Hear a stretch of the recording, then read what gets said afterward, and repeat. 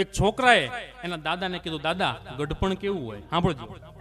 દાદાને કીધું, દાદા ગઢપણ કેવું હોય? દાદાએ ખૂબ સરસ મજાની વાત કરી કે દીકરા સાંભળી લે, કે મારે આ ઉંમરે વેલા 4 વાગે ઊંઘ ઉડી જાય, પણ તારી બા અને તારા બાપુજી 6:30-7 વાગે જાગે ને ત્યાં સુધી મારે ખાટલામાં તડફડિયા મારવા પડે છે. આનું નામ ગઢપણ છે. મારે જયારે ચા પીવી હોય ત્યારે નહીં, તારી મમ્મી જયારે બનાવીને મને આપે ને ત્યારે મારે પીવી પડે છે. આનું નામ ગઢપણ છે.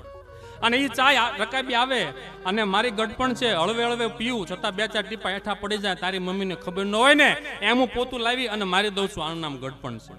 ચા પીને તરત મારે બહાર વ્યુ જવાનું, 12 વાગ્યા સુધી ઘરે નહીં આવવાનું. 12 વાગે થાળીમાં જે આવે એ ખાઈ લેવાનું, પછી હુઈ જવાનું. આનું નામ ગઢપણ છે.